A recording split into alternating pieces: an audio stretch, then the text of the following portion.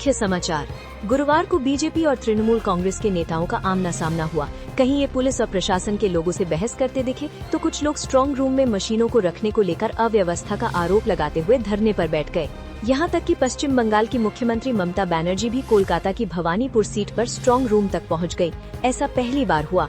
EVM को लेकर गुरुवार शाम को शुरू हुआ तनाव शुक्रवार को भी जारी रहा और तृणमूल कांग्रेस ने चुनाव आयोग पर एक तरफा फैसला करने का आरोप लगाया। यही नहीं, शुक्रवार को टीएमसी एक बार फिर मुख्य चुनाव अधिकारी के एक फैसले के खिलाफ सुप्रीम कोर्ट पहुंच गई। ईरान ने अमेरिका के साथ बातचीत के लिए पाकिस्तान को अपना नया प्रस्ताव भेजा है, लेकिन अमेरिकी राष्ट्रपति डोनाल्ड ट्रंप ने कहा है कि वो ईरान के नए प्रस्ताव से संतुष्ट नहीं है।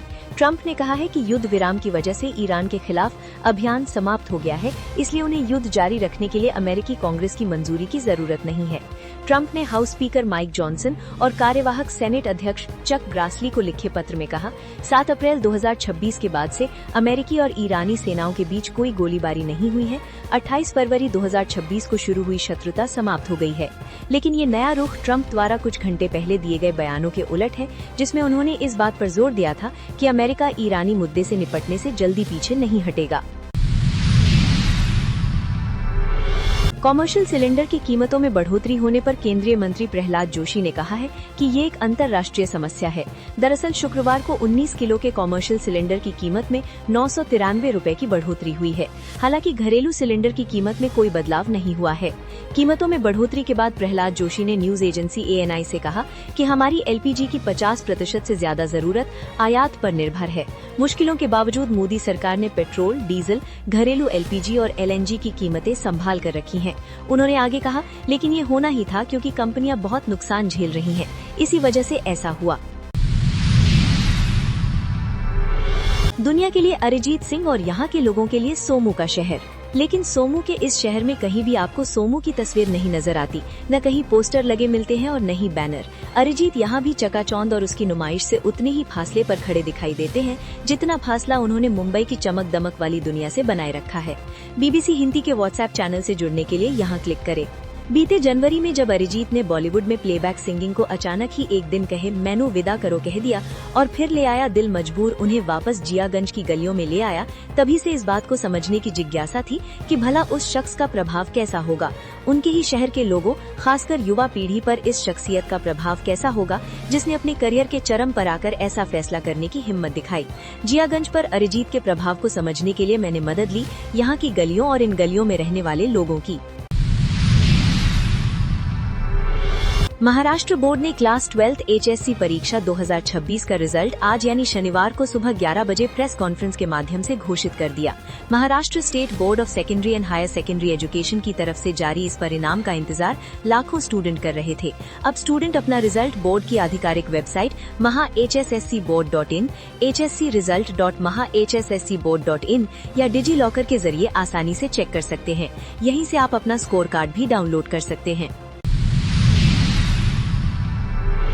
संदीप पाठक के खिलाफ पंजाब में गैर जमानती धाराओं में 2 FIR दर्ज हुई हैं और अब उनके ऊपर गिरफ्तारी का खतरा मंडरा रहा है। जाने हाल ही में आपसे बीजेपी में राज्यसभा सांसद संदीप पाठक ने इसको लेकर क्या रिएक्शन दिया।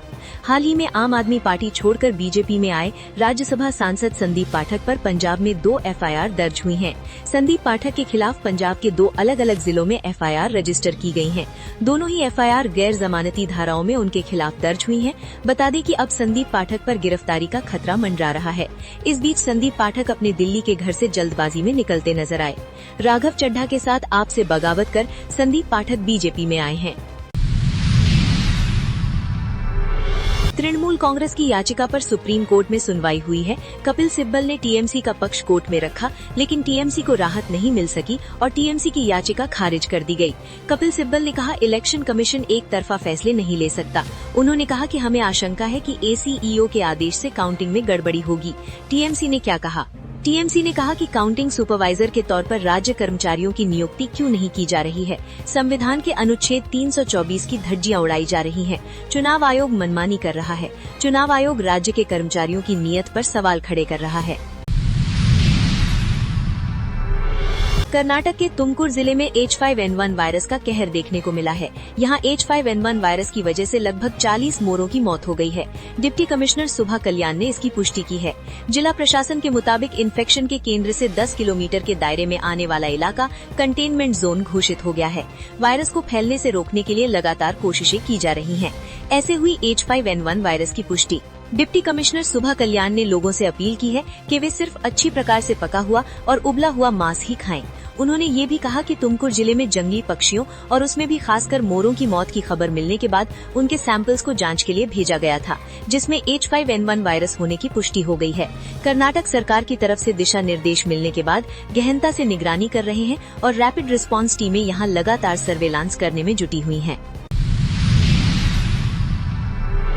टीआरपी चार्ट पर एक बार फिर एकता कपूर के शो क्योंकि सास भी कभी बहू थी 2 ने कब्जा जमा लिया है। शो में हाल ही में नई एंट्री हुई है। दूसरी तरफ रूपाली गांगुली स्टारर अनुपमा लगातार अपनी जगह से पीछे खिसकता जा रहा है। टेलीविजन पर कौन सा सीरियल राज कर रहा है, ये जानने को दर्शक उत्सुक रहते हैं। अब टीआरपी चार्ट की 16वें हफ्ते की रिपोर्ट भी सामने आ चुकी है, जिससे पता चला है कि एकता कपूर के सीरियल क्योंकि सास भी कभी बहू थी 2 ने एक बार फिर बाजी मार ली है। एकता कपूर के शो में इसी हफ्ते एक बड़ा ट्विस्ट आया है। हाल ही में क्योंकि सास भी कभी बहू थी 2 में नई एंट्री हुई है। आकाशदीप सहगल ने तुलसी विरानी के पोते रियो के किरदार में एंट्री ली है। शो में 51 साल के आकाशदीप का 50 साल की स्मृति ईरानी का ऑन स्क्रीन पोता बनना भले ही दर्शकों को रास न आया हो, लेकिन ये ट्रैक जरूर हिट हो गया, जिसका असर टीआरपी चार्ट पर भी देखने को मिला। ये थे मुख्य समाचार। जुड़े रहिए।